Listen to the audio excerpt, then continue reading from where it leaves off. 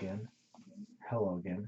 Ian stuck here with Mastermind Games, back with Warmachine and a Kraken from the Cryx faction. Okay, hang on.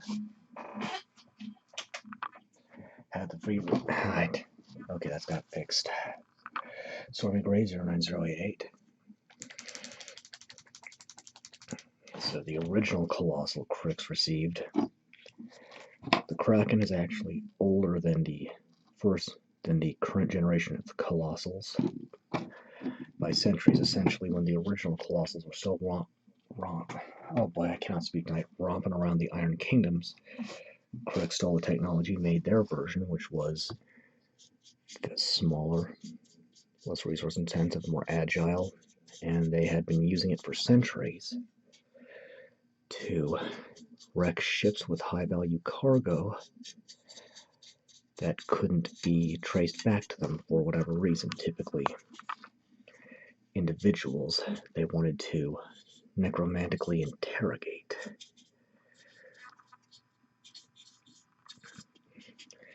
This is the new kit that also makes the sepulcher. I cannot speak tonight, it's been a long day. But common features to both are the overall body and legs and tentacles, with the Kraken having a belly-mounted gun and a hull-mounted one. The sepulcher having a apparatus here for converting victims into thralls, and a smaller hull-mounted gun and two tentacles, ending in additional tentacles, I should say, ending in additional cannons. These models this big are always awkward, so because this is a plastic kit, it's light enough I don't have to worry about hurting my hand holding it up, but this is going to take a while.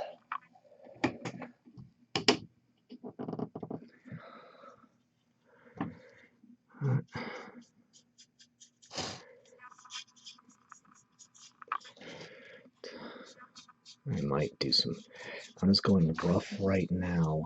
I'll refine the color scheme as I get closer to finished.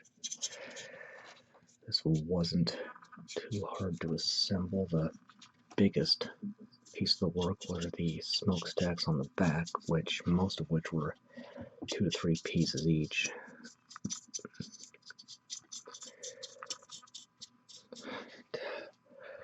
Cryx uses monstrous designs because their warjacks are as much weapons of terror as they are weapons of war.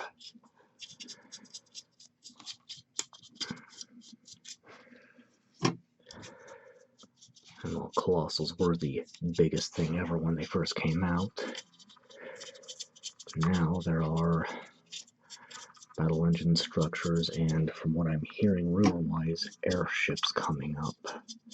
Airships are in the fiction, apparently, which the one complaint about 3rd edition Warmachine is they've been skimping on the fiction, at least before the Oblivion campaign setting came out.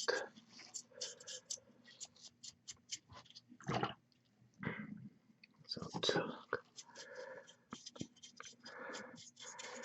just getting the bulk of this in this gray, which will be shaded and highlighted into a black.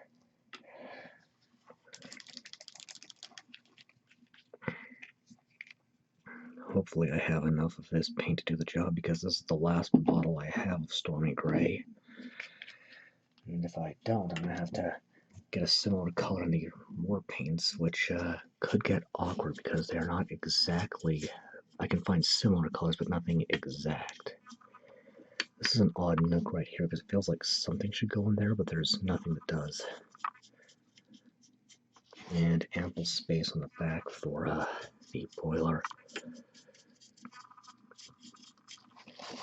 Oh boy, am I dropping frames? I've dropped a few, but not too horrible yet. I need to get my arms away from the camera a bit more. Cryx jacks are much lighter, much more lightly armored, and less solidly built than the equivalent chassis in the other Iron Kingdoms. This is practicality. Metal is pretty rare in Cryx, so they find ways to skimp on it, such as by using the hardened bones of blighted animals, which they can artificially harden magically.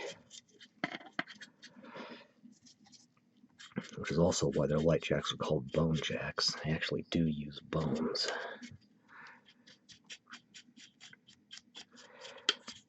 And I'm just going over the whole thing right here in this gray. For now, this caged area is going to be bronze for the most part. So abilities-wise, the Kraken has a 4-inch reach on its activation with its tentacles. The belly gun is anti-infantry. The cannon on top, which one of my friends nicknamed the unicorn cannon because it looks like a big horn.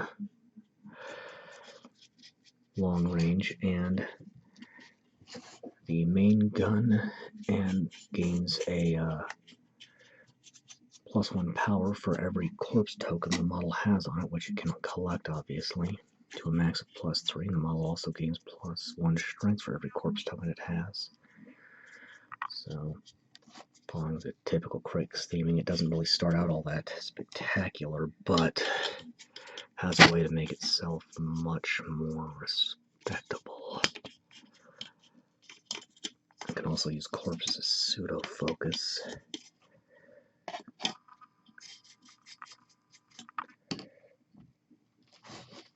I'm playing around with my lighting still, so this is just going to be kind of funky while I do that.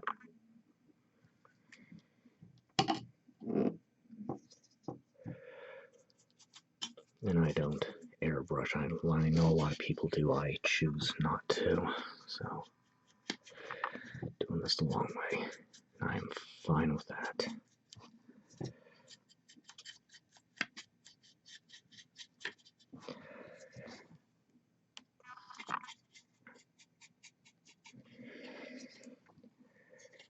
Ending with the tents.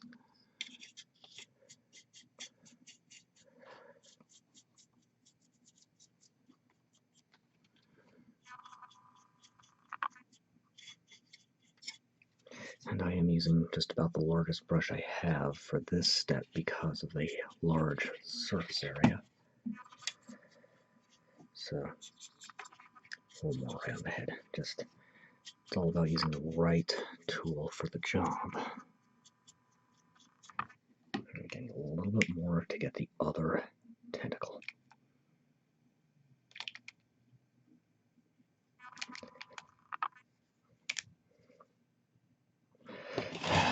And this is plugged up.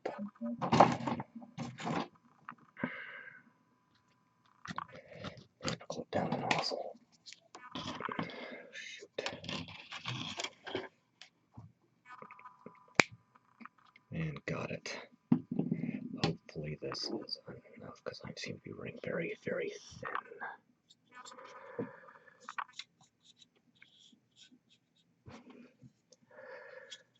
I am stopping just short of the claws at the ends of the tentacles because those will be done in steel and bronze. And I realize there is some heavy shadowing here, so I'll have to try to play with my lighting some more. These larger ones are always awkward because of the limited space I have to work with, so... Right. And that's a start. Seem to need to do a little more on these smokestacks here. So I'll polish that off camera. Back in a minute. Alright. Old Bronze 09197.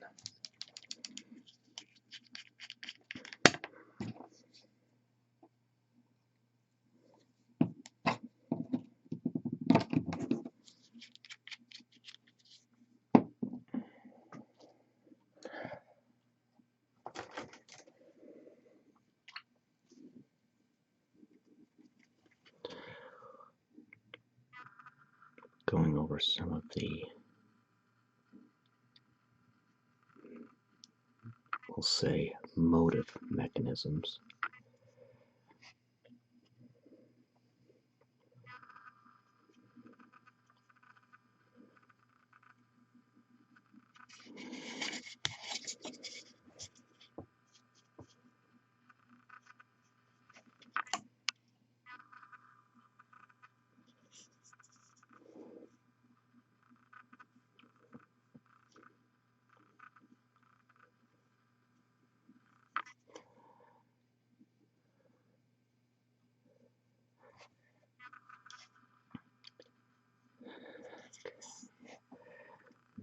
then here,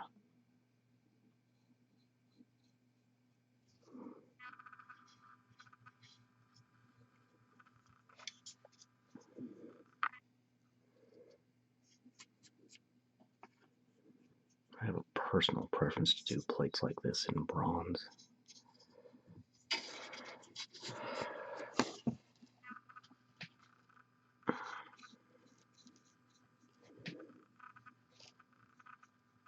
Keeping the brush moist but not overly wet.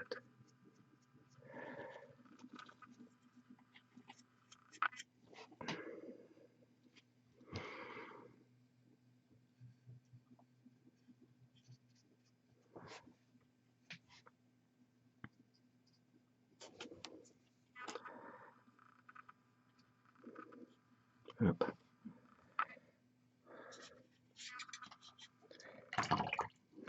Boy. Using water to thin that out and blotting it up. Blotting it out would be the correct term.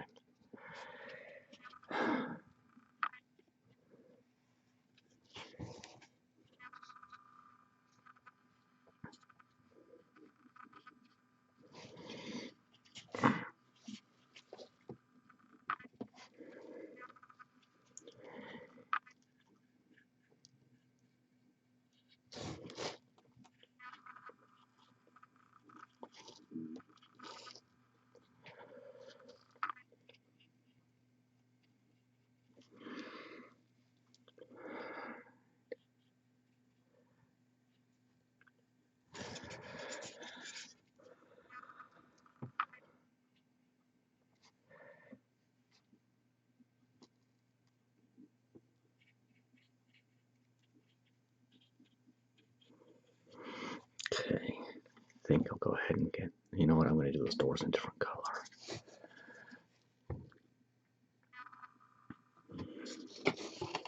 I am going to get the claws, the tentacles, except, I think these are called harvesters, except for the actual bladed portions in the wheels.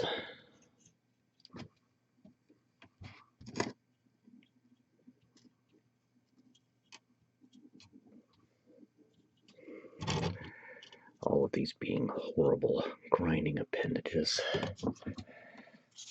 Bit the old rip and tear there.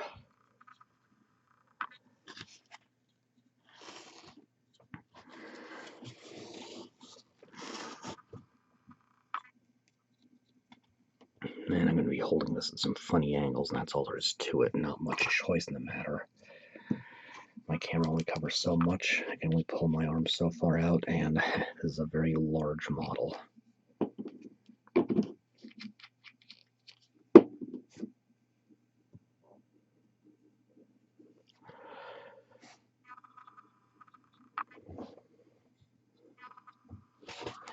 And perhaps I am doing it the hard way by not airbrushing, but again, that's my... I don't have one, it's also my choice on how to do this.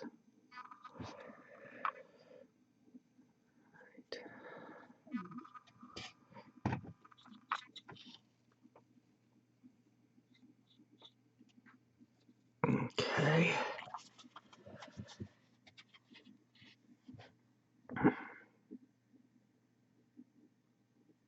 Picking up the grill on the head, which... Okay. Now...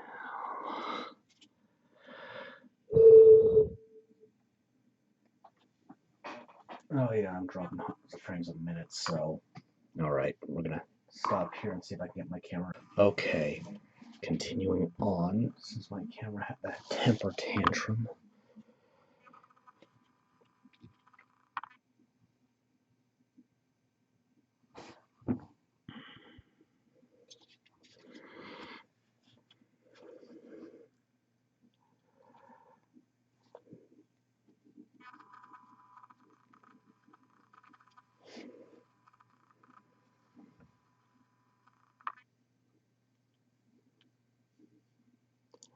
Now this space between these ribs, or this grating, is going to be lit up when I'm done, so I'm not worried about getting any base coats on it.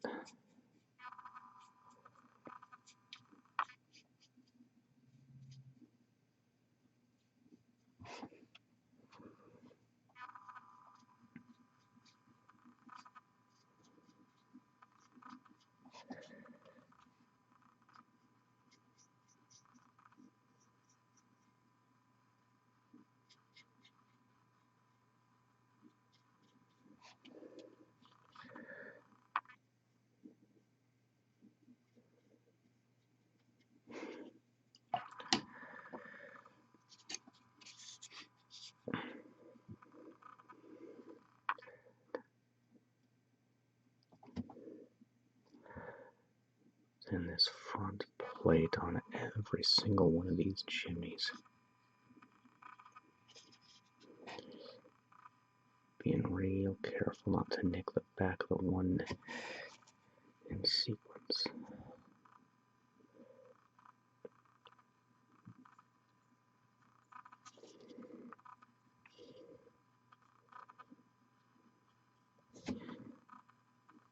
And my lights are casting some pretty severe shadows, so I'm just going to have to work with that.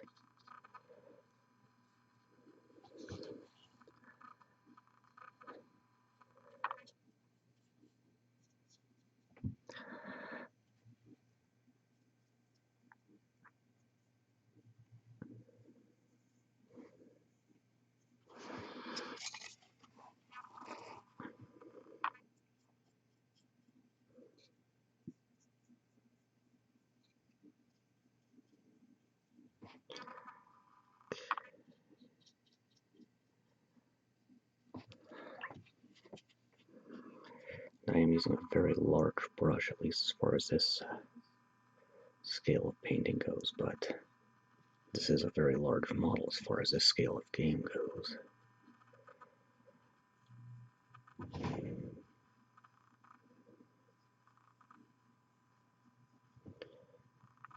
Alright. Now,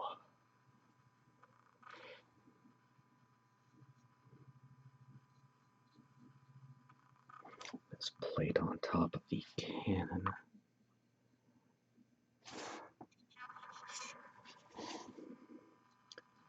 I think it's called a Hell Blaster, but I'd have to double check.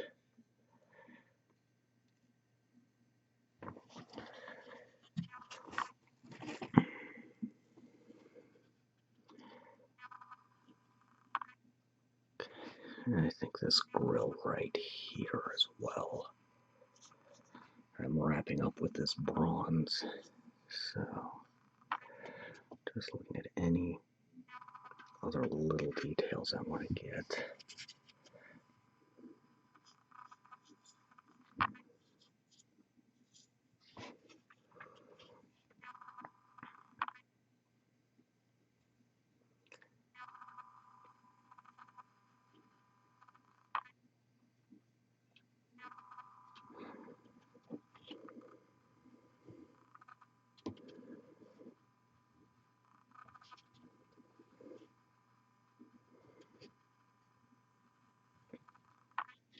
Okay. More work on these claws here, but I think overall I'm in pretty good shape.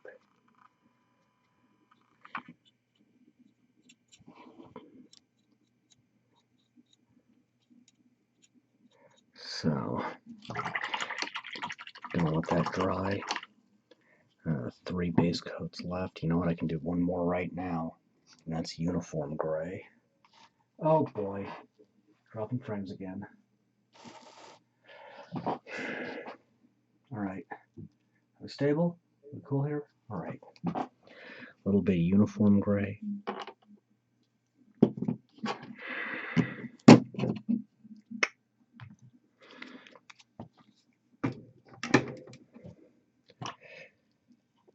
And I'm just gonna nick these rocks on the base, which they're pretty much just a connection point, because the Kraken has sharp, pointy legs, similar to the Leviathan Harrower Desecrator chassis. Okay, so now that's 2 base coats, so back in a bit. Alright, plate mail metal.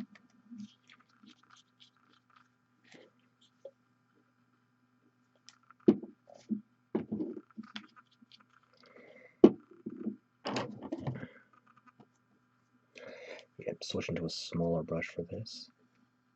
I'll start with the claws, I think. No, claws last. We'll start with this big blade of a horn.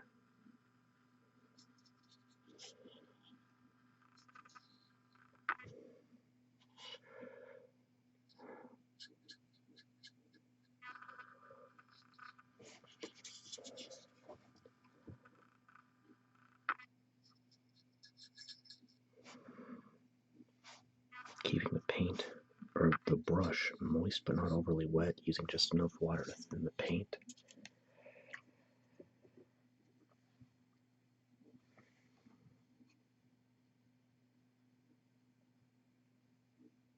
And spikes.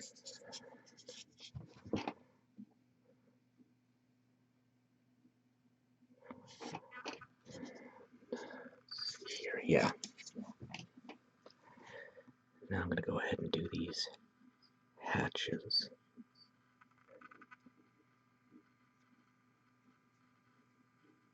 Where I can't remember which or where I read it in the books, but these hatches are where the corpses the model collects get stuffed into.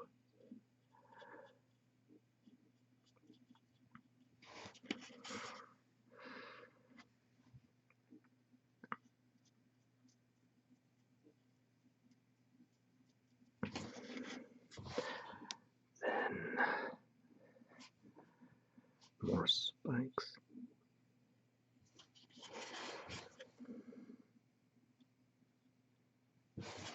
Seeing some areas I'm just going to have to touch up, that's fine. I'll take care of that off camera. Might add a little more bronze in.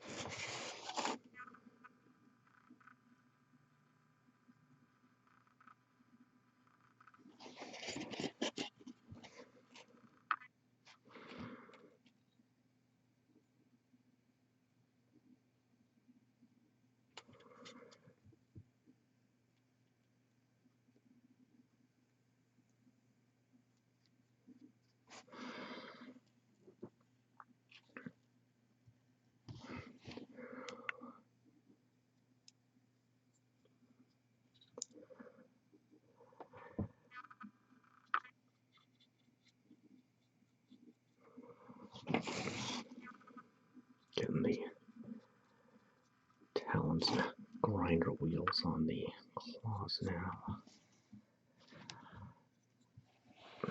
Oh boy, this is super tricky to do on camera. Just because of the angle I have to hold the model at to actually do this, the size, and the very small field of view I have on this camera.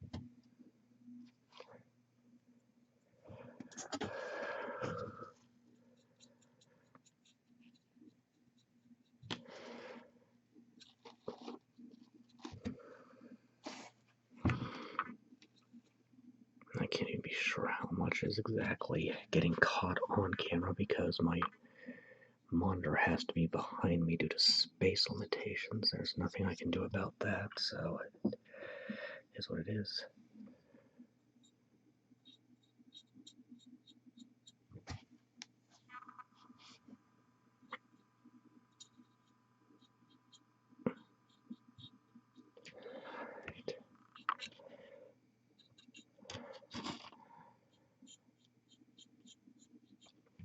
Okay.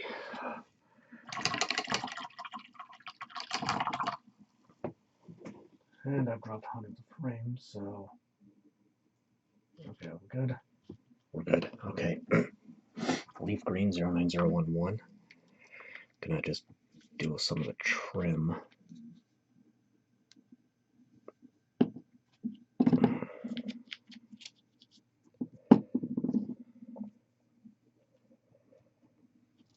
Just picking out another color, just because. So, excuse me. Gonna keep this to a minimum. That's a little thick right there. This is just to add a little more color so it's not completely black all the way around.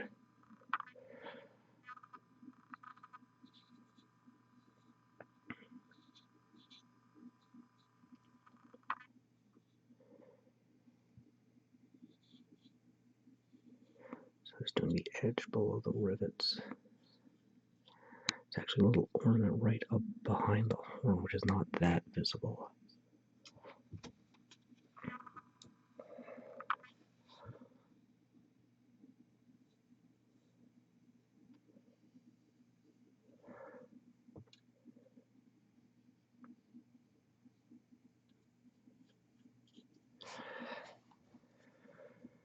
My computer's making bad noises again. It's probably dropping more frames.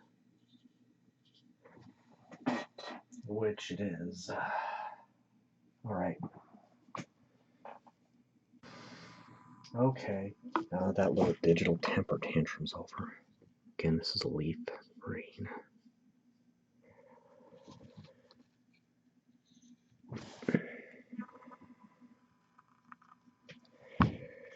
This just requires patience and a steady hand.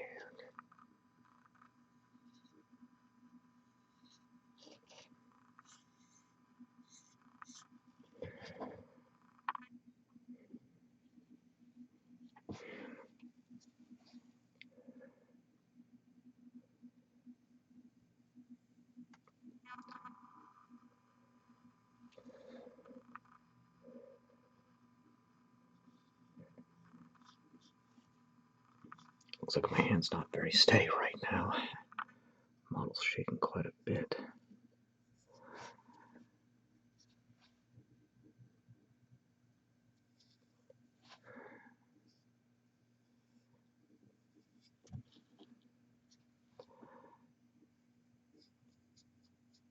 Okay.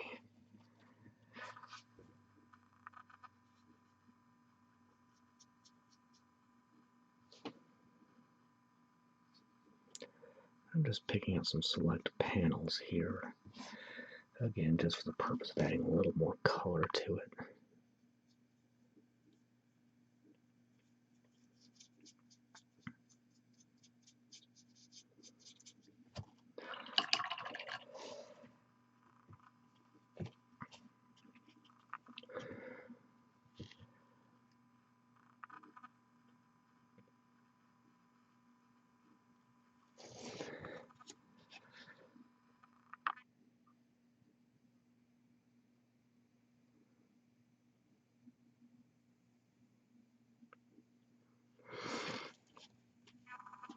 And I think I want to do, yeah.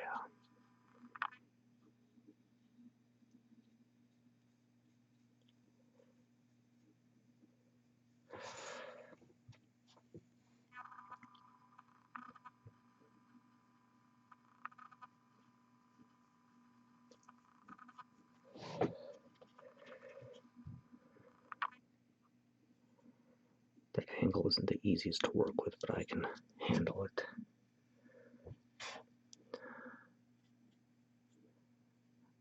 Just pay attention to the positioning of my hands here.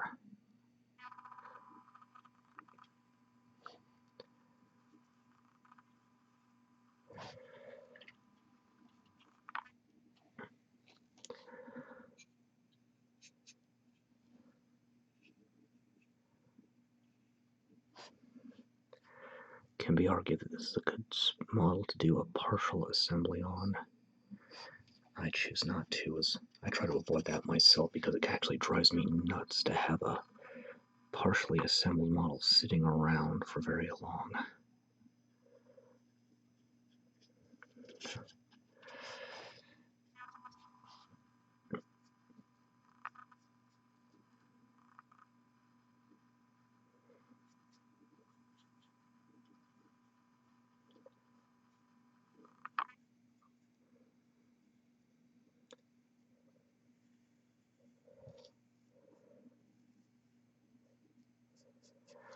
Okay.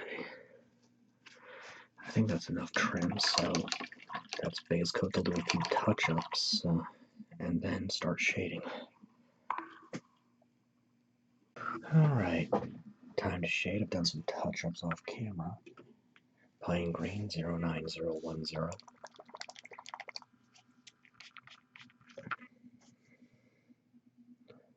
Did some touch-ups, added a few more details.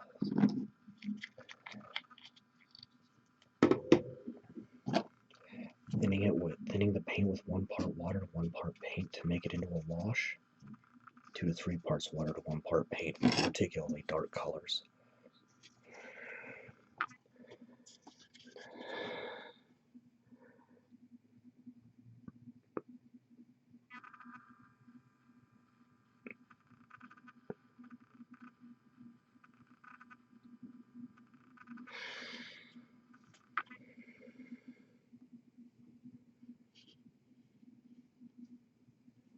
And I can only do so much at once. Need to avoid having adjacent colors touching. Or I have to avoid doing adjacent colors. They're touching, the paint will likely run into each other. They're the colors. I'm having a little trouble speaking right now.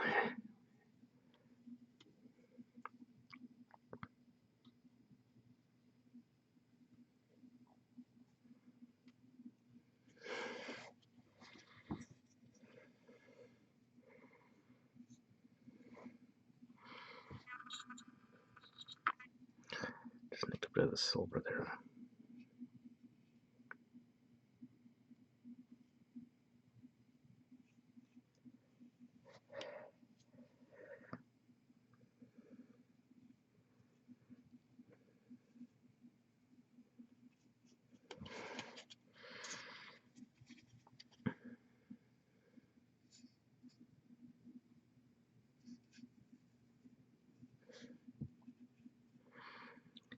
And just carefully going over the base coats.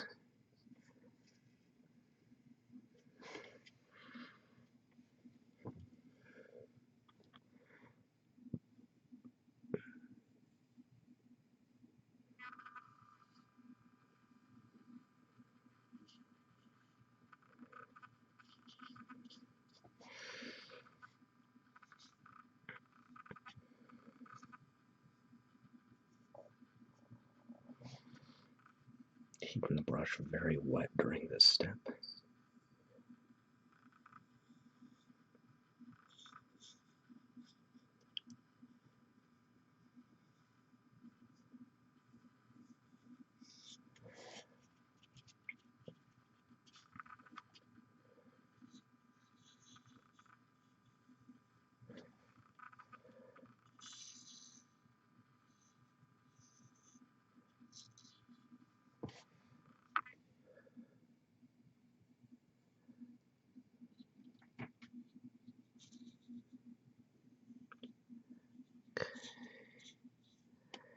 And any cracking or hearing is my home getting buffeted by a windstorm. It's fine.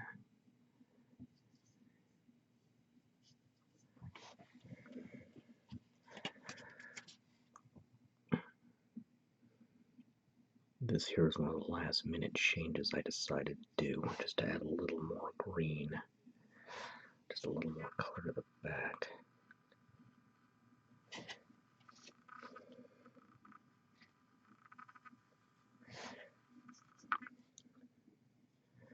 And that's gonna happen sometimes where you make last minute decisions and changes.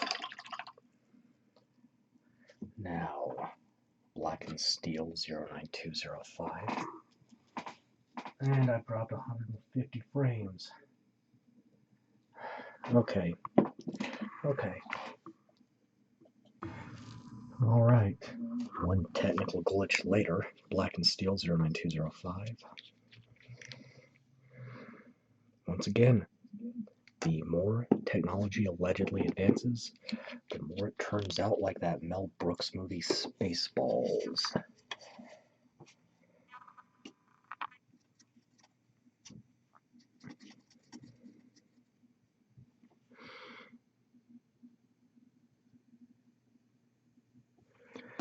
Just kind of working the ground up here. Be ending with the tentacles, which I believe are called harvesters.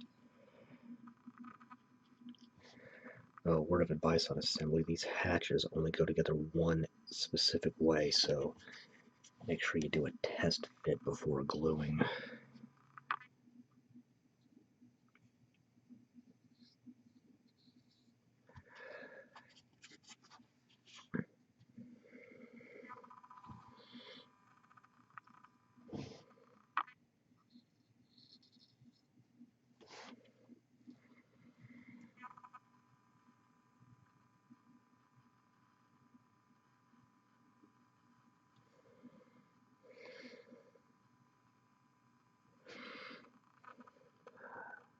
Just being quiet while I focus.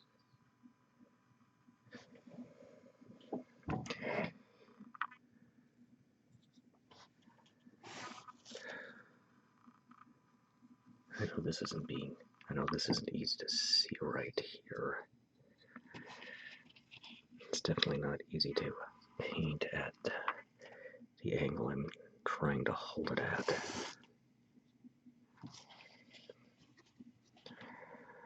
The purpose of the shading step is to let this flow into the recessed areas to make them appear darker,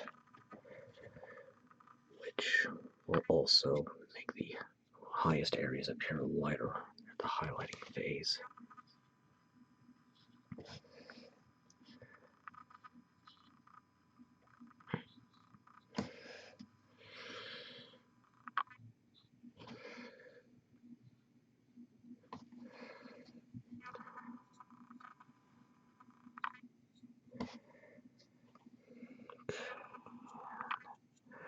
Definitely holding this at some odd angles.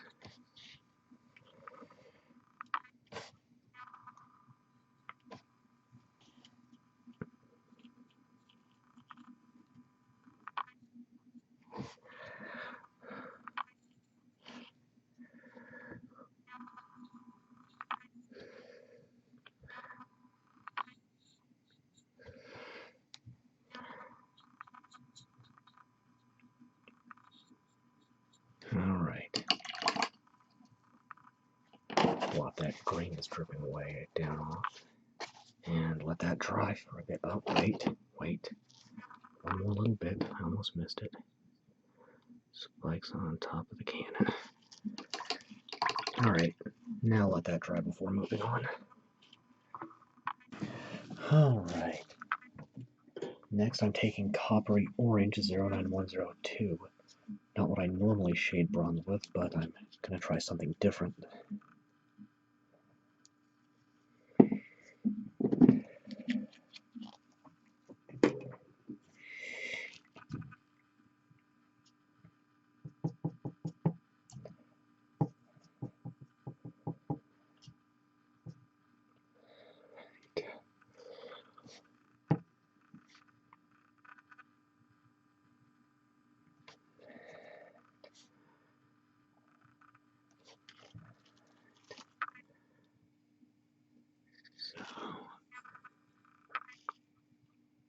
I picked out a lot of rivets.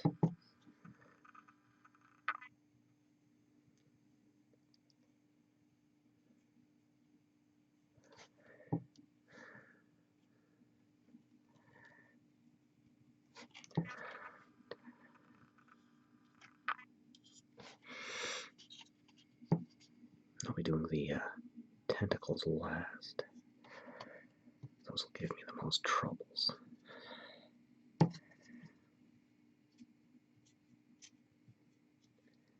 So this should give me a much different effect than the usual aged pewter I use as a shade for this color.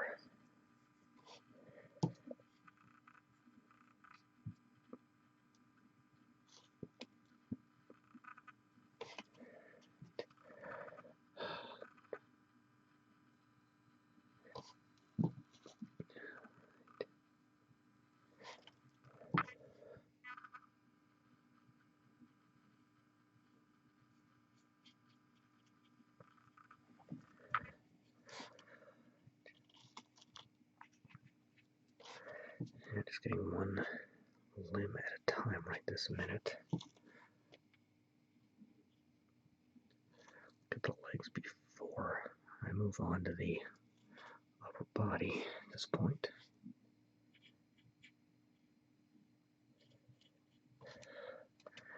Keeping my brush very wet during all of this.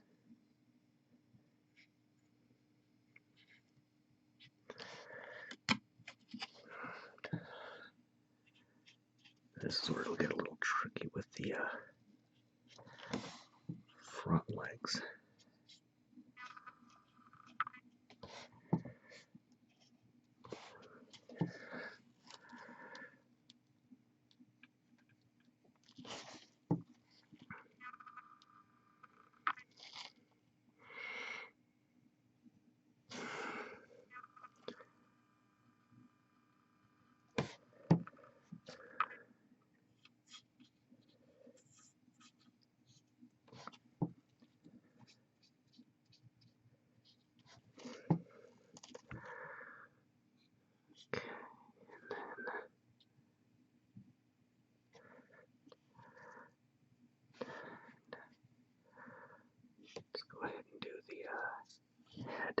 This region next time.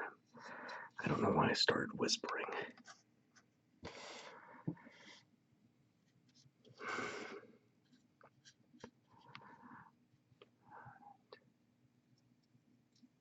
Get the grill there.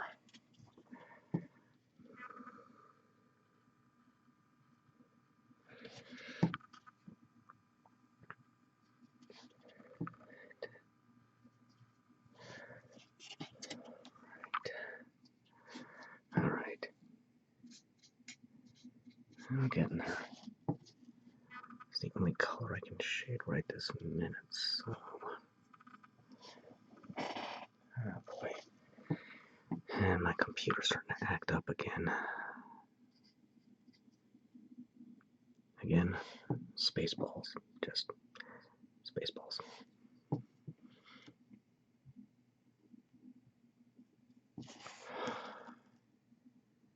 These rivets on the hull. Go ahead and do the smokestacks here.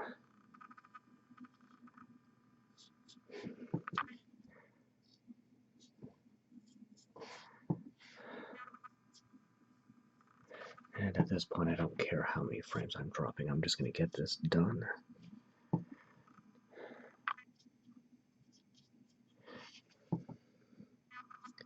Because I just plain want to get this done. During my little break, which was only about a week, I painted something along the lines of 35 models I didn't want to do videos for. So, I'll give you an idea of how much recording actually slows me down in terms of painting.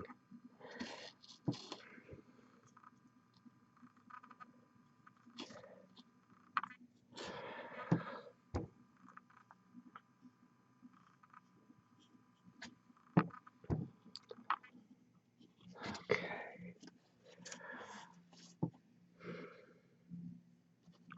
Let's not forget the little rivets on the hatches there.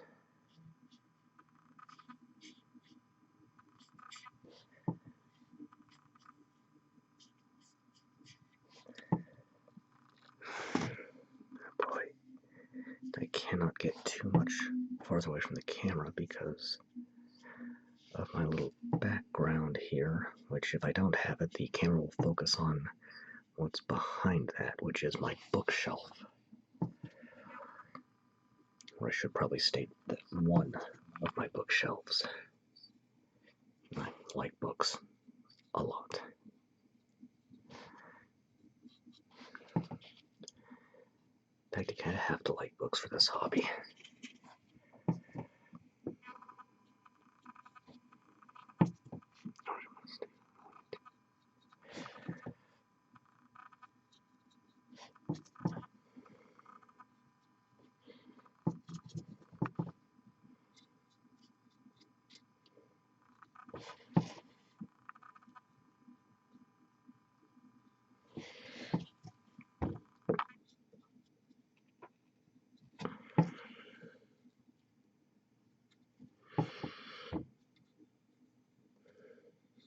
Brush that little bit off there.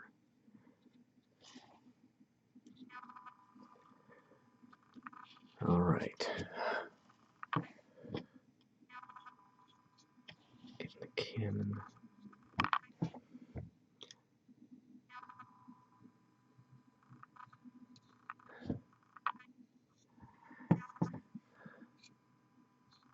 Avoiding the spikes I painted previously.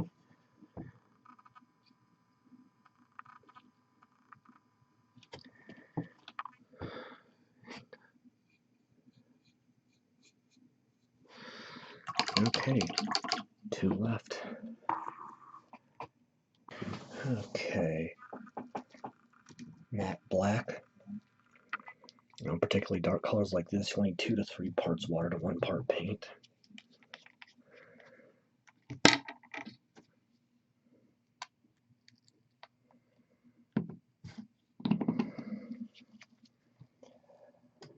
Also coming down with something, so this video is getting kind of delayed because of that.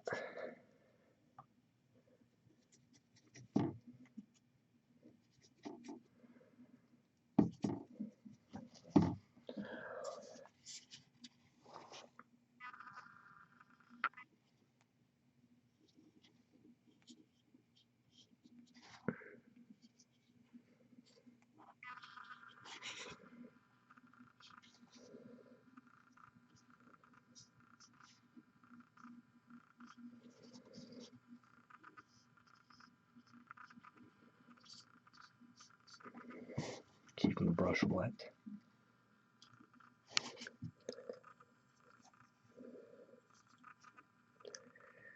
And this one's going to take the most time to do just because it's got the most mass to cover, or surface area.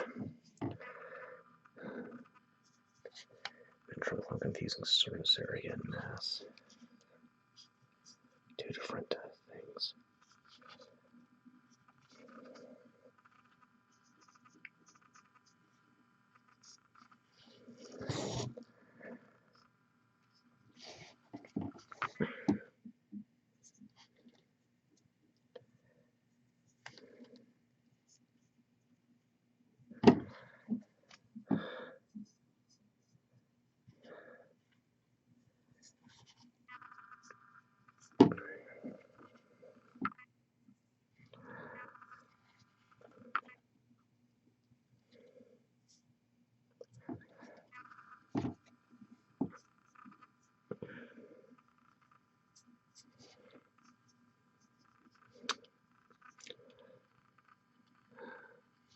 Okay, that's one of the most tedious parts done.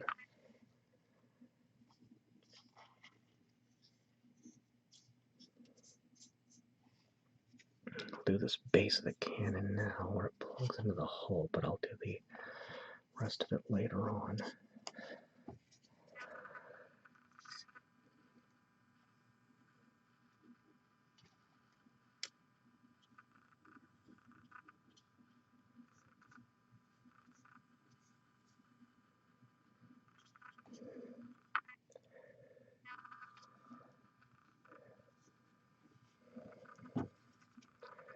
And keeping the brush really wet. Being careful as I come closer to the trim.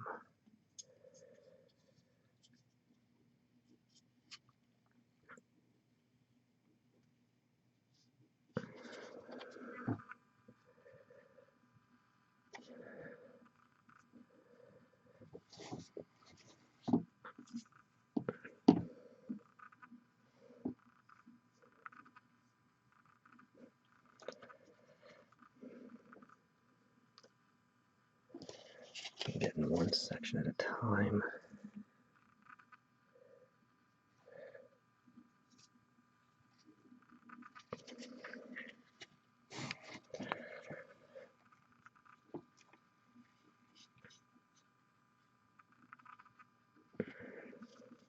Try to make sure I'm on camera while I do this.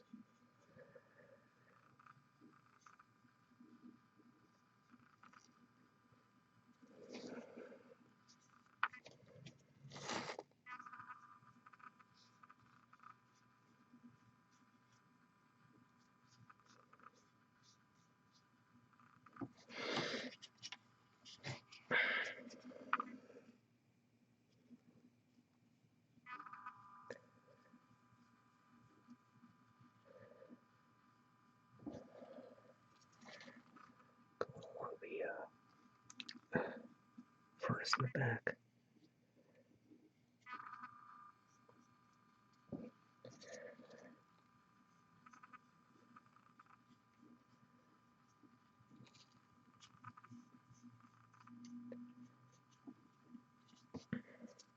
Again, I feel like something should go in this slot right here, but nothing does. Not even on the other sepulchre assembly for this. Kind of an oddity. I know there were plans at one point, but kind of dabbing it in on the head.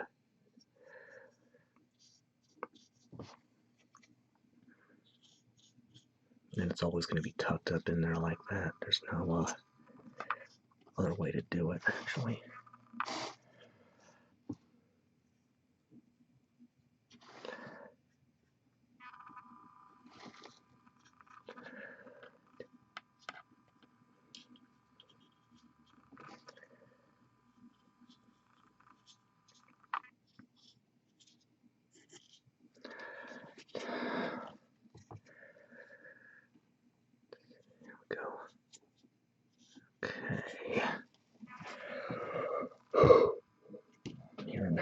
That's how it sounds on my computer, and I've dropped 150 something frames. It's frustrating.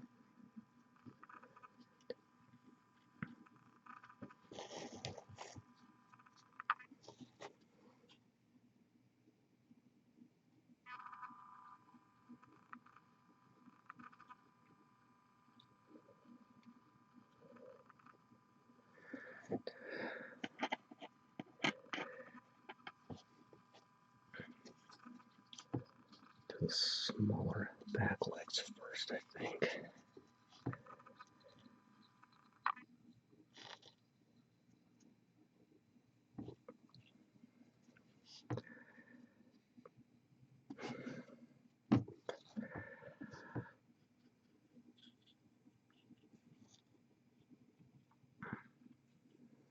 And some of the black is getting on the bronze, but that's alright.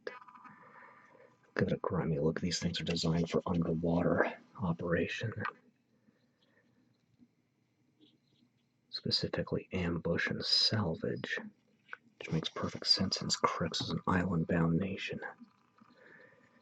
Though that is by deliberate choice, even before Lord Toruk, the Dragon Father, took control of it to found Cryx. The Shard Islands were producing some of the worst pirates in the Iron Kingdoms. Or I suppose in Imran, because at the time the Iron Kingdoms didn't exist as they do now, but Cryx is home to some of the most dangerous shoals and roughest currents in the world of Warmachine. And that alone makes it difficult to assail it as its best defense. And that's before you take into account that Cryx has dug into every rock in its territory. And if things get really out of hand, the Dragon Father himself also serves as a substantial deterrent to invasion.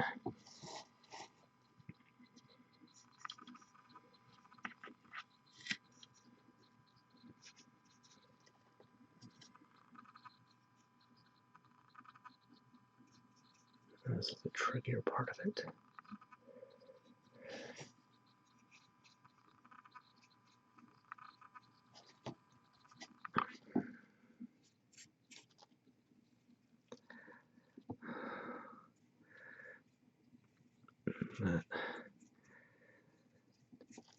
Sure, yeah. Big pirate haven produces some of the most skilled sailors out there.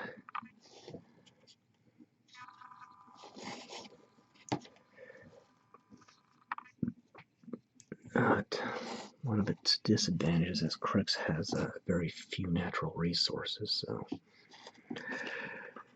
much of their supply of blasting powder comes from raiding conducted by their pirate fleets. Which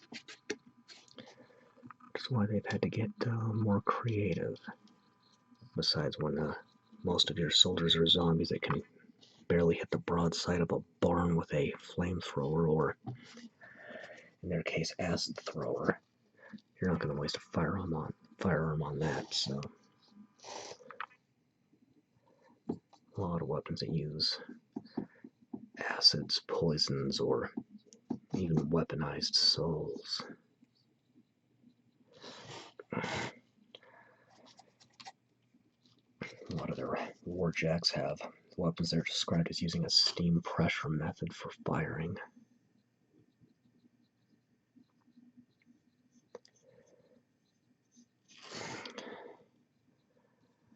I'm hearing bad noises from my computer, but I need to get this done.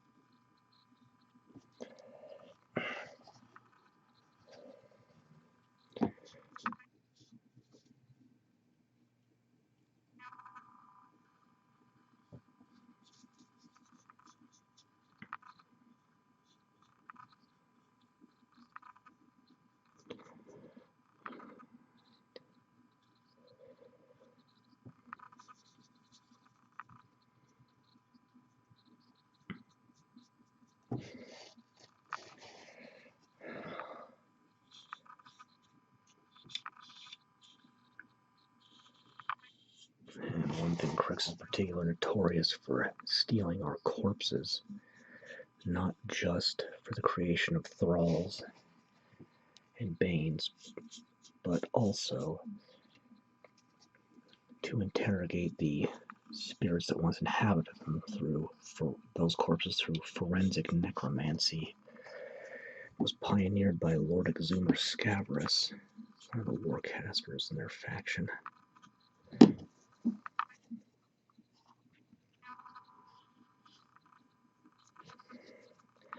And that is how Cryx stole Arcanode technology and many of the other secrets they've wrested from the other nations of the Iron Kingdoms. Simply waiting for the creators to die, stealing their bodies, then using their magics to interrogate them in a way that a mortal cannot resist. Or rather, in ways that they cannot resist in death what they could in life. I said I'm not feeling well. One of the reasons I want to wrap this up right now is I've got a doctor's appointment to see what's going on with me.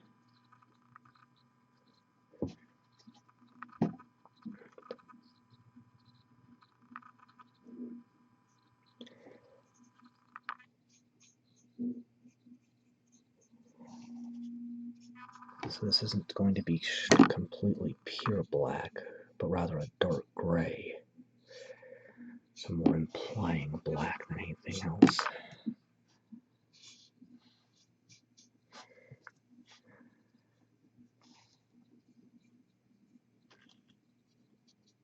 Alright. Gonna let that dry completely, then get the last of the shading and prep the lighting effects. Prepping some lighting effects next with matte white. What did I just bump?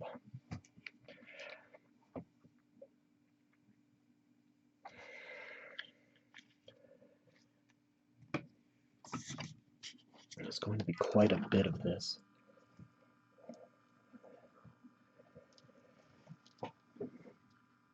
I'm thinning out not quite into a full wash, but it's in the neighborhood of that.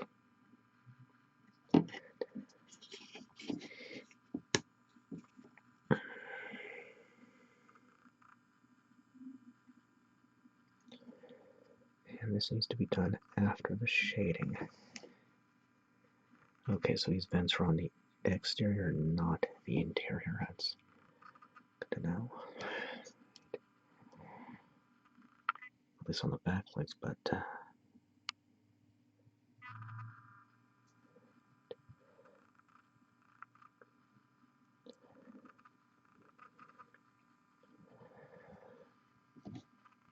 we'll do it this way.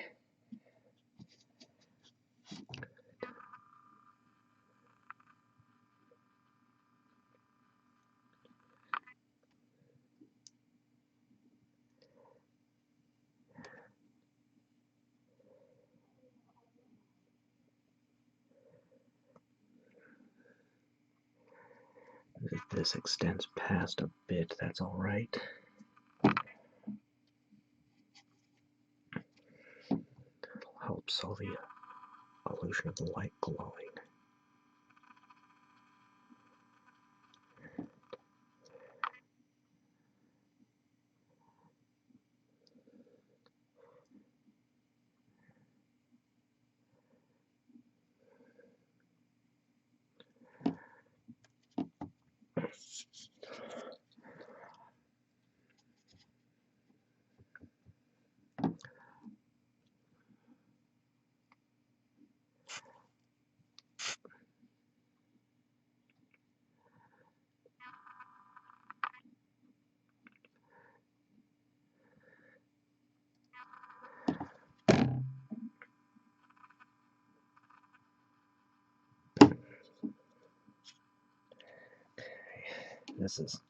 That part was going to be tricky no matter how I did it, so.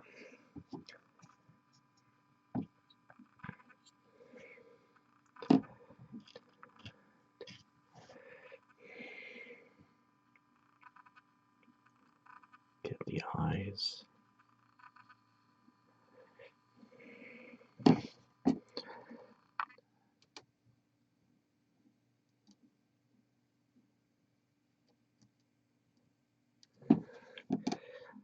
These vents on the front here, under the head.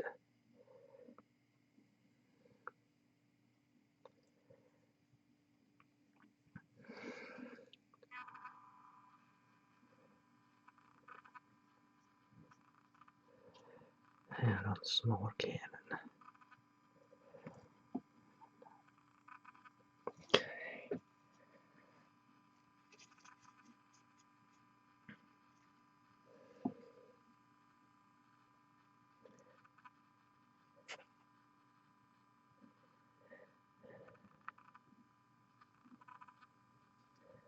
Okay.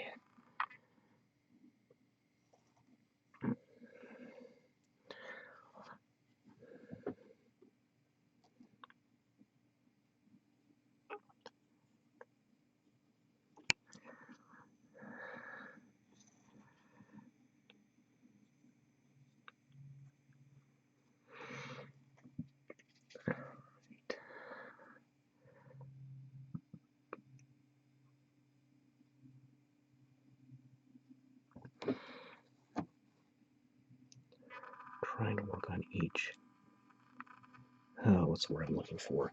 Segment symmetrically, so that I don't miss anything.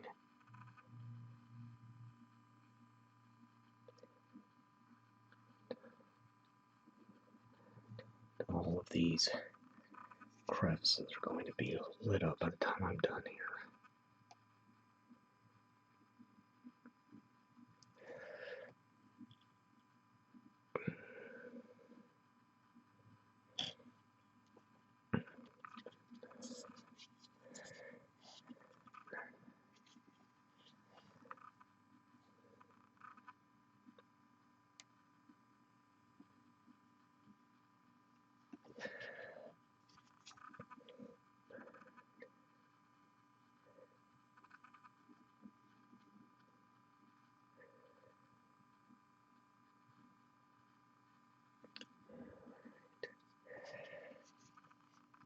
And there's going to be an eerie green glow emanating from this when I'm done, because Cryx uses a necromantically infused coal called necrotite.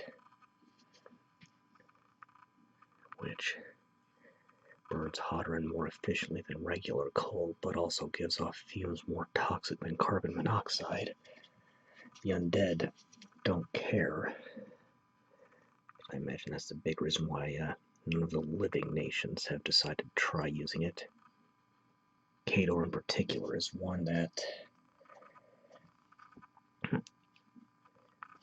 has a certain amount of notoriety for using technologies that others might consider evil, such as the fell blades used by the Dune Reavers.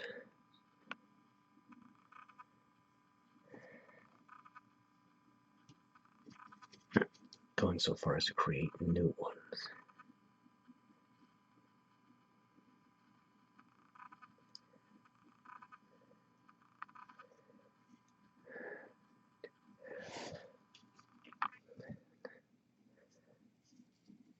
I was hoping I'd have the lighting effects done in this segment as well, but that's not going to be the case, because I was hoping that some of this would be dry by the time I got the last shading done, but that's not going to happen, so that's is what it is.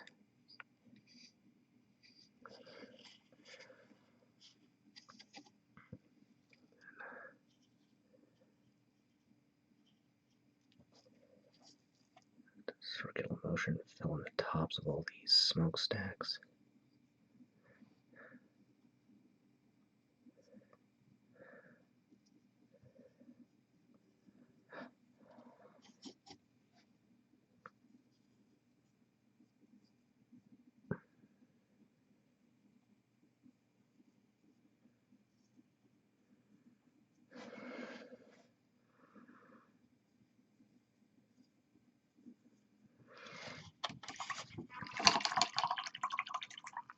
And I think that's got everything I want to get, so Stormy Gray 09088.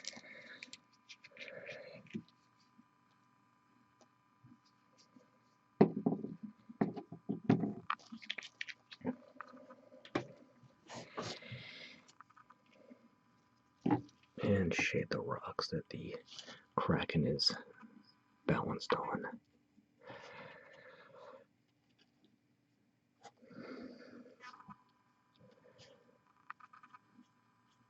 Alright.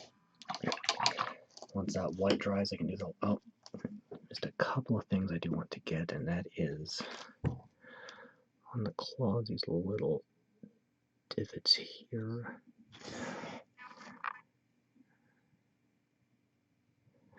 Definitely want those lit up.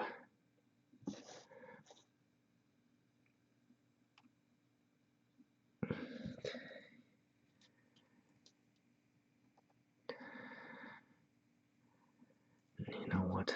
Go one extra step and get the suckers on the underside. Why not?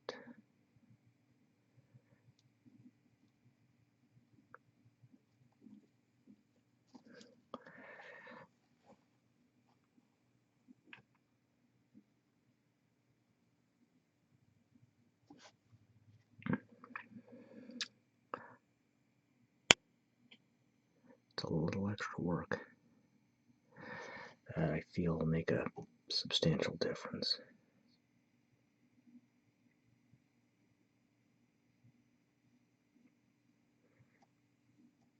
Alright, let that dry and move on. Okay, lighting, pale green 09012.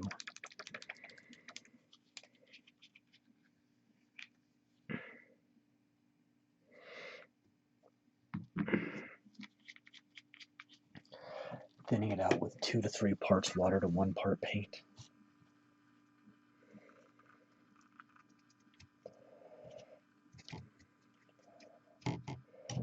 The trick on this is for some of the white to show through. And I did find a few more sections off camera I wanted lit up, so I took care of getting that prepped.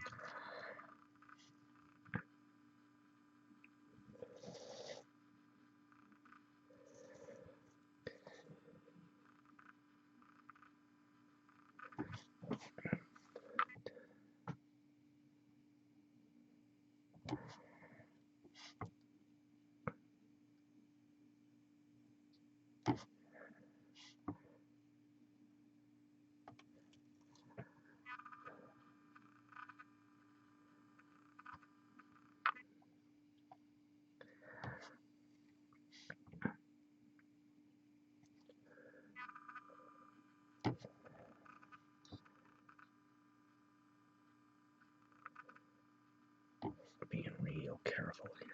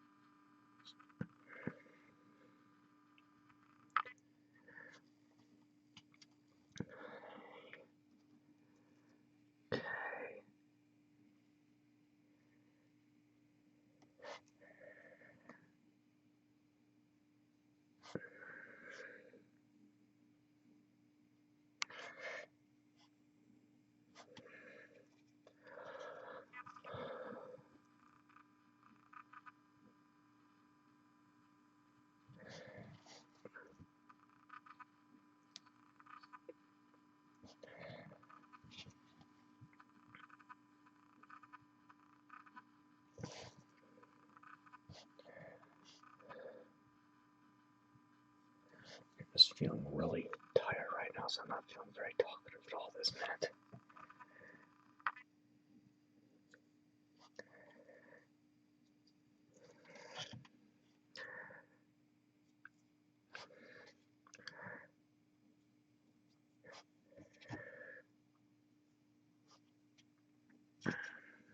But I do want to get this done. So,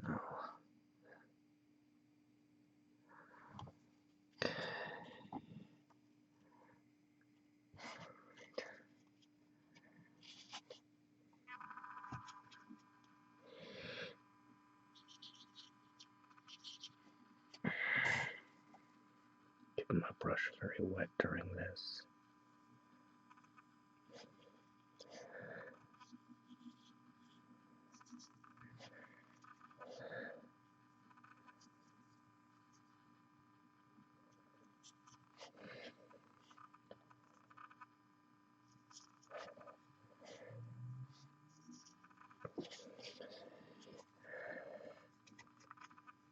A big one in the back here.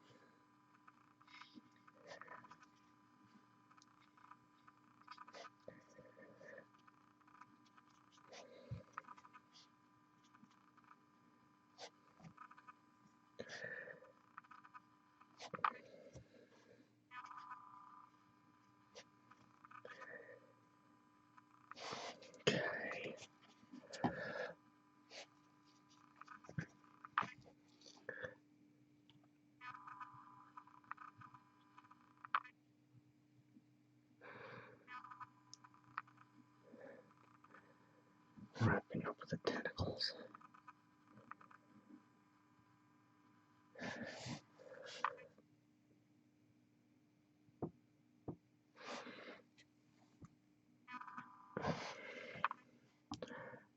It's a bit excess right there.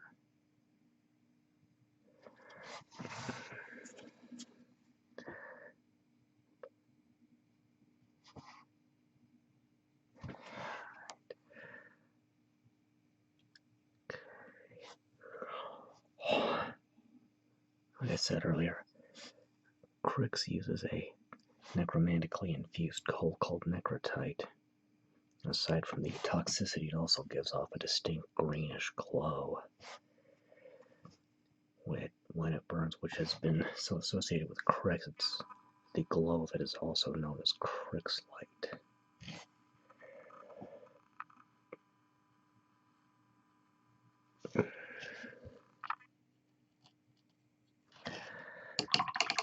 Okay, when that dries, I can shade or highlight and wrap up.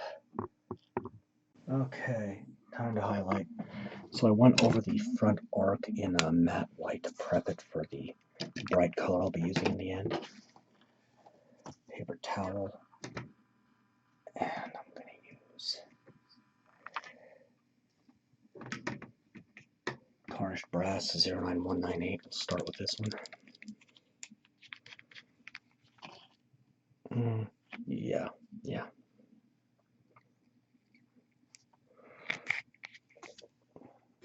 Take a ragged feathered brush and rub most of the paint out on a paper towel until it looks like there's nothing left.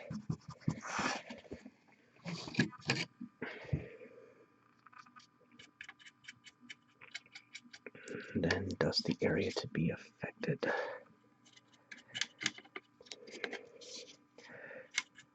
And I know there's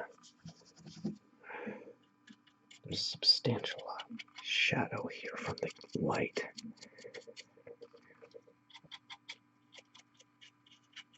That's something I'll have to work on.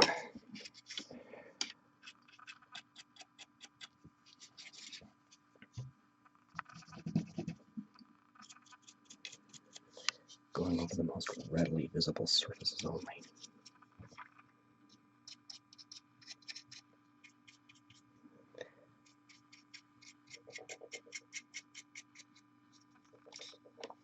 Trying to do just one section at a time.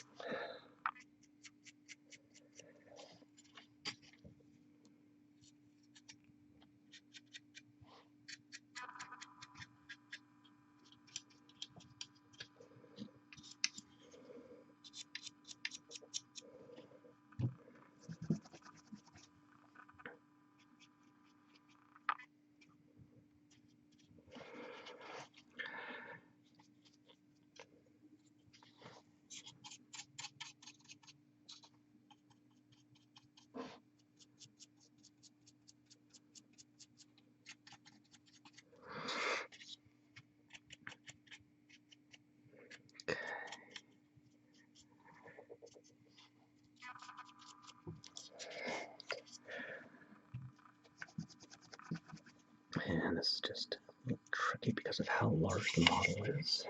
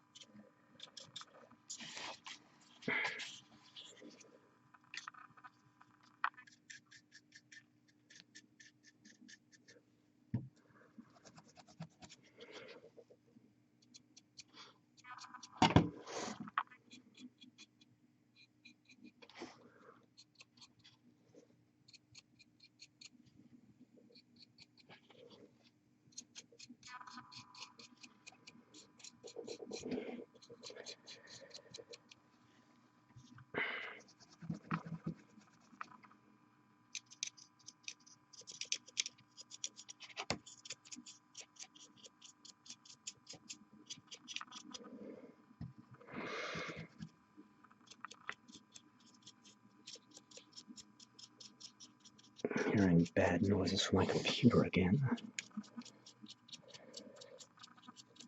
but I'm going to get the bronze done here before I check it, just because.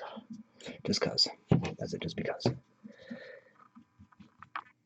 Kind of an awkward grip right here to get the tentacle, but I don't want it breaking off accidentally while I'm highlighting, because this does put some pressure on it.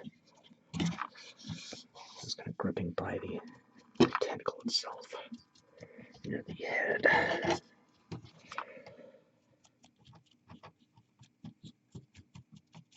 Okay, let's see what my camera's doing. I'm okay.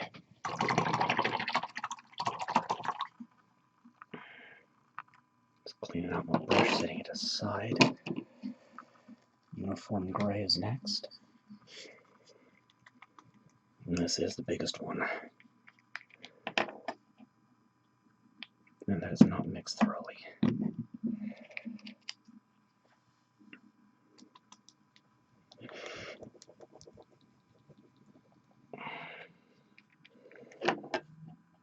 Better.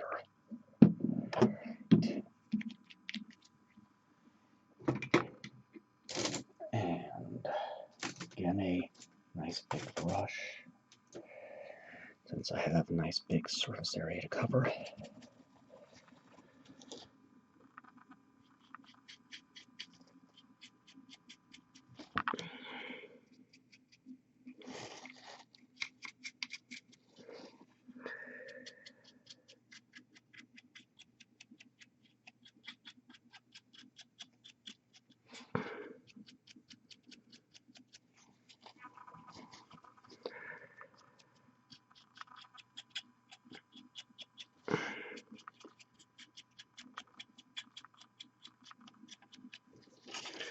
One area at a time again.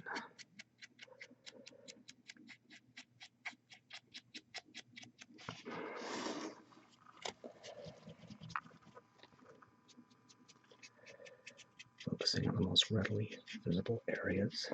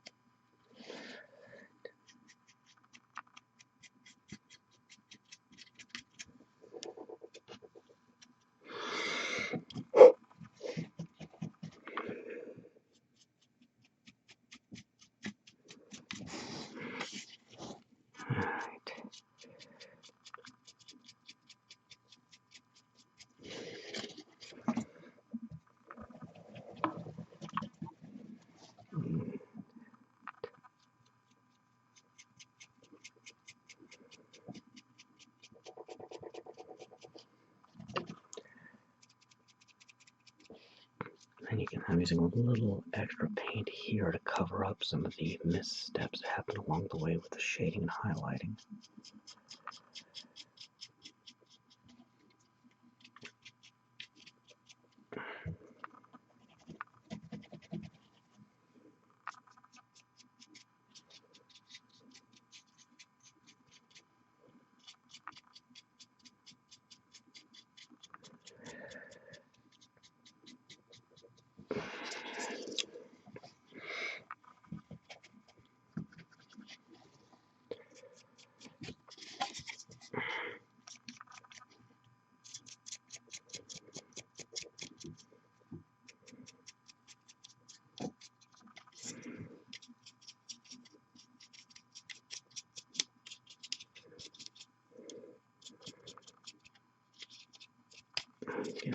about the most readily visible areas.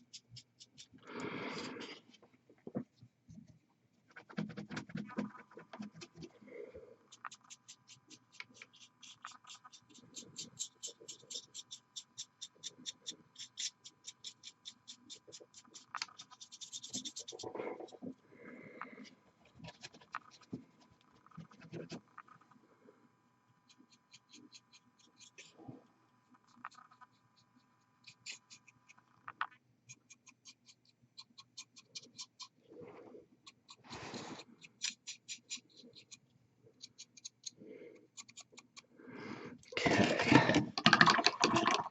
Oh, jumped the gun a bit there. Also, I need to take a break. That's getting a little worn out, but tentacles first.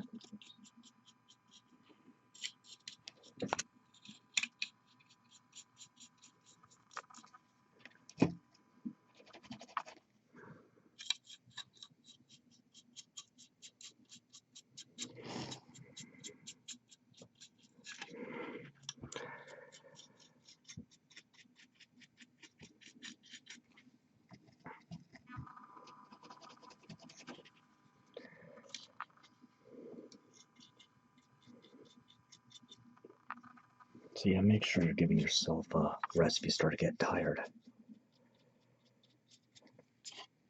Otherwise, you're going to be more prone to making mistakes.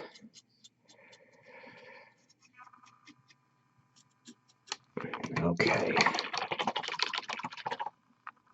I'm gonna give myself a little break before I wrap up the shooting. So back to okay. 09090 Misty Gray.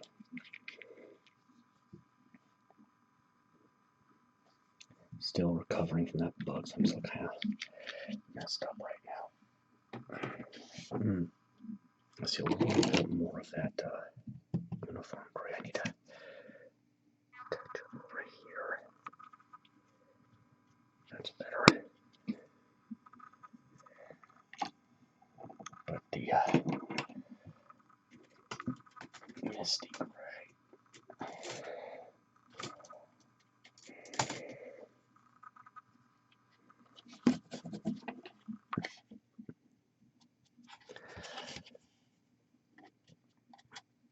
I'm just going on the rocks here.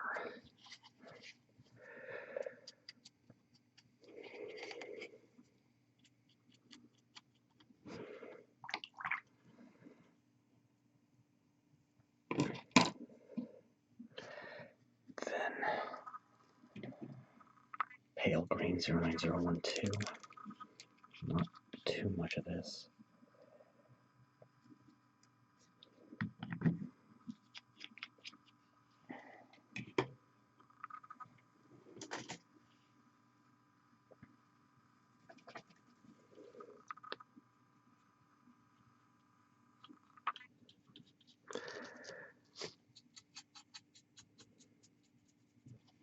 Just a bit here and there.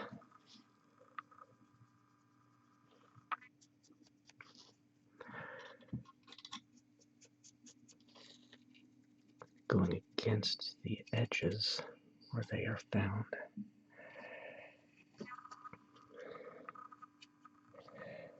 Too much paint right there.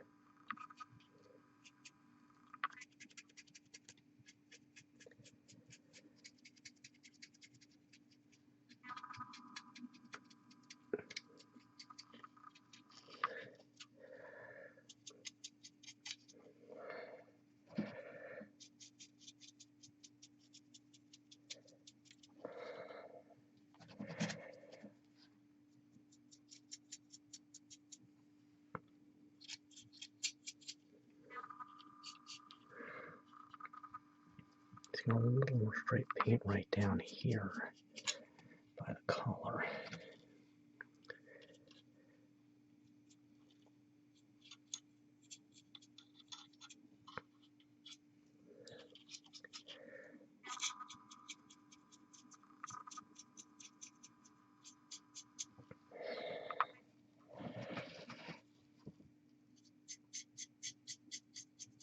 Not too much of this, like I said.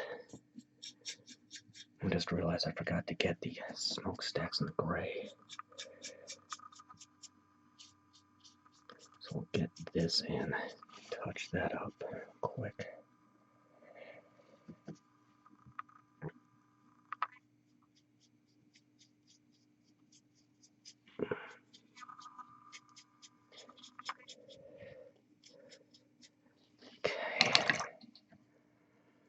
Taking uniform gray again.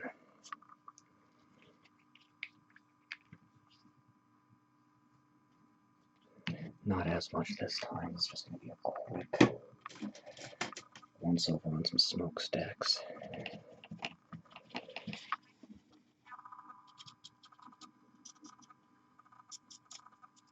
Pretty much just a quick dusting along the top here.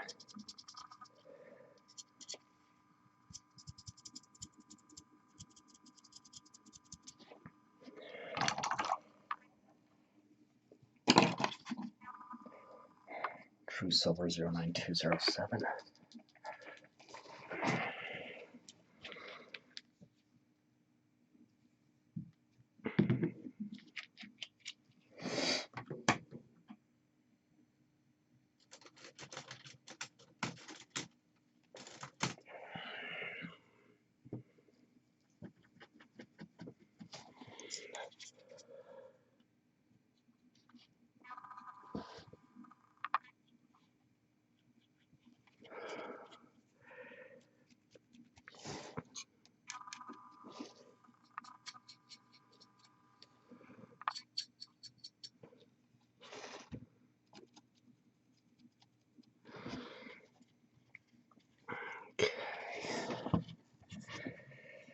Just like before, I'll brace the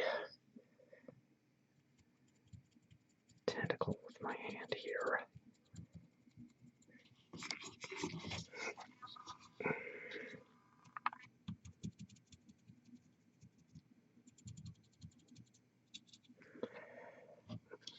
It's probably not on camera, but I don't have a good option here, unfortunately.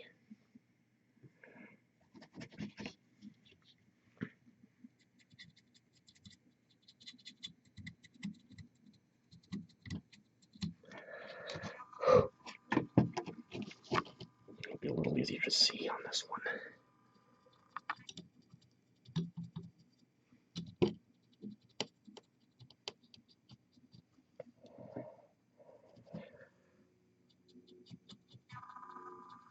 Okay.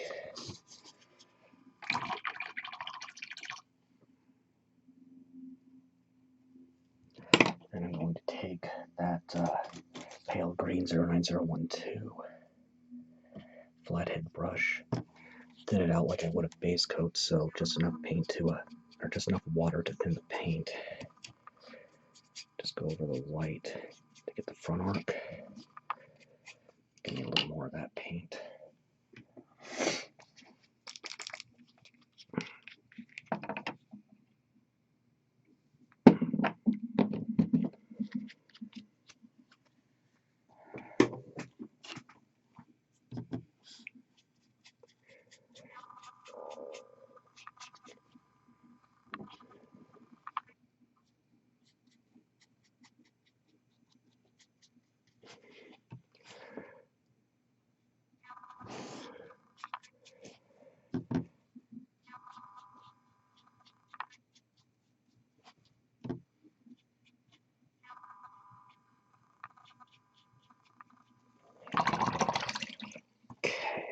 It's a little thick right up front there. And some matte black.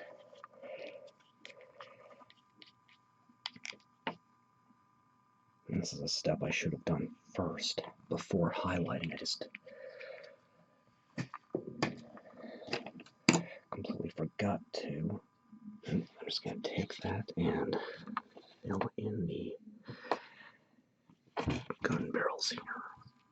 Just top there, and then there like that. And now using the flathead and the matte black to get the back arc on these huge based models.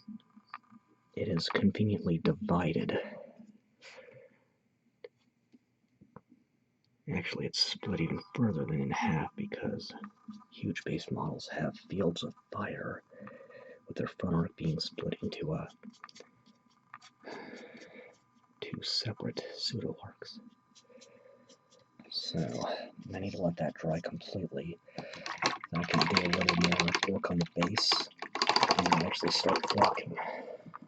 Back in a bit. Alright, next I'm going to take new gold 09051.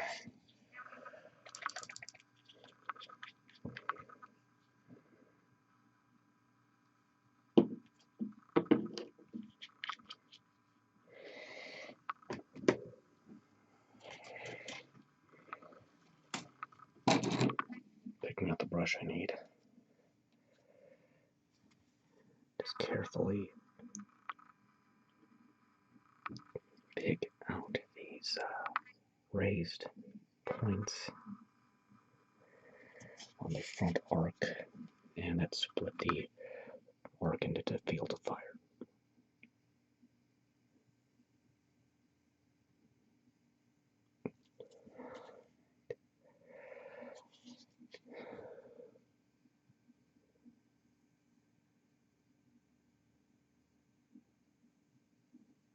Okay.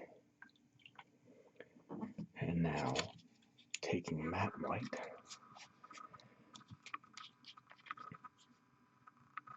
Since I will eventually get a second Kraken, I don't know when, because I want to get into field allowance. Just going to put a Roman numeral 1 on the back. There we go, quick and easy. Now, I need to let that dry a minute and get some white glue. I can find it. Okay, found my glue. So, mixing up a solution of white glue and water. Being very generous on both.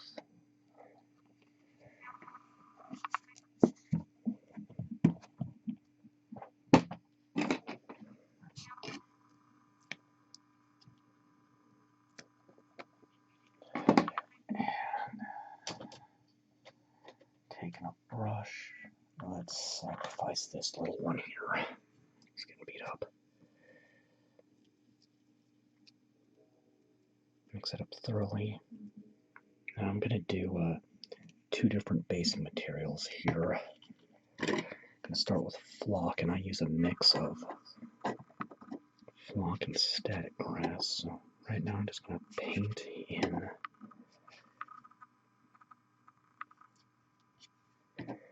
an area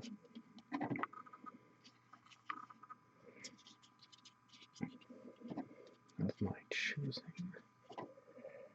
And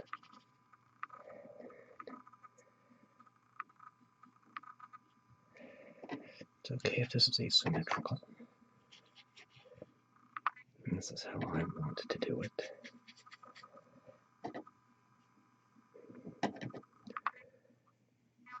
Going right up to the edge there.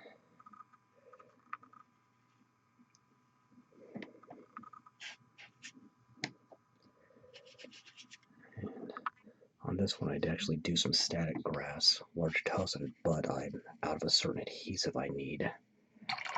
I can't restock it in town anymore. Here's my flock. I'm going to take this other lid here. Oh, hope I didn't just break something there. Just kind of scoop it in. Flowing around and down. Uh-oh. Got that on my hand.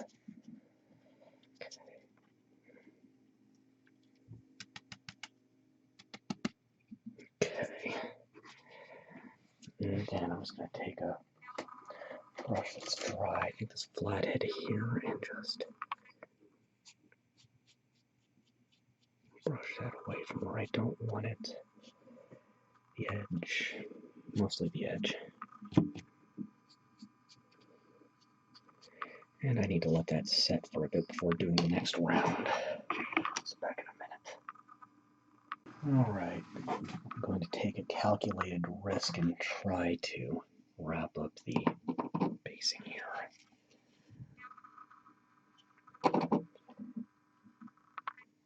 Painting around the areas, again with the glue solution.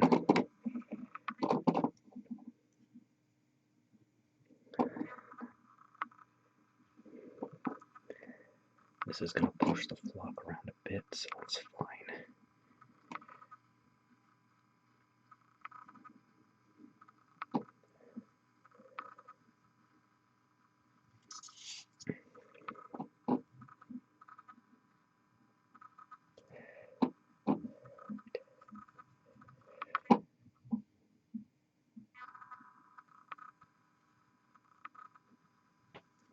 Keep the brush wet.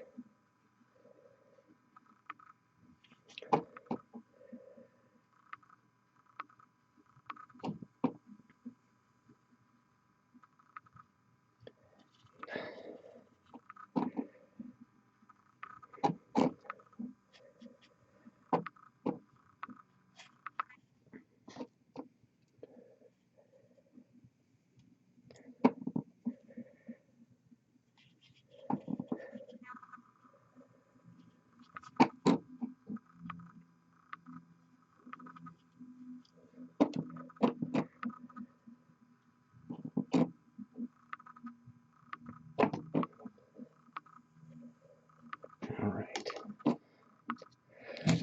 Now a mix of talus or rock debris. I use a mix of fine, coarse, and medium.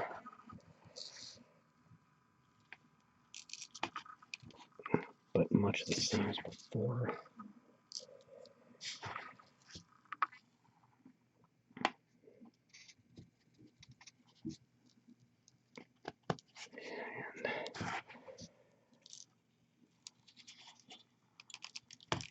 Yep. Okay.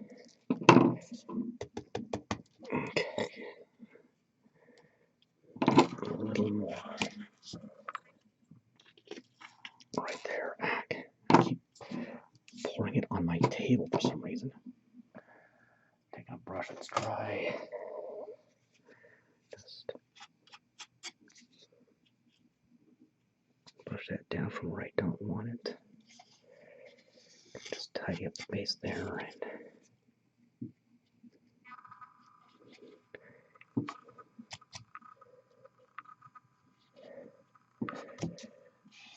alright, I need to let that dry for a bit.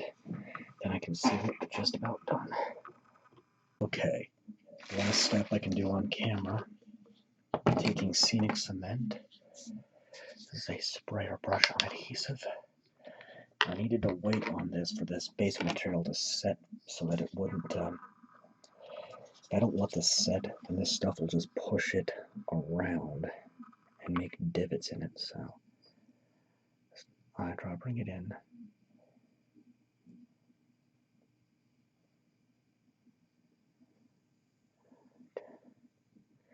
Now the last step is to spray it down with a varnish, but I can't do that part on camera since it involves an aerosol can and indoors and all that.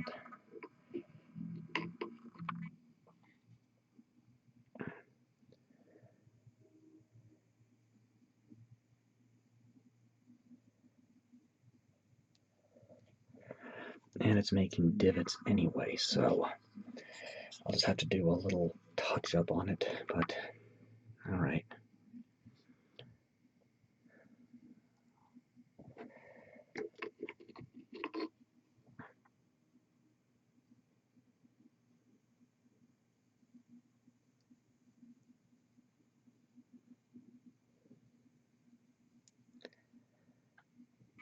So that's the gist of it. Just have nice solid coverage on here.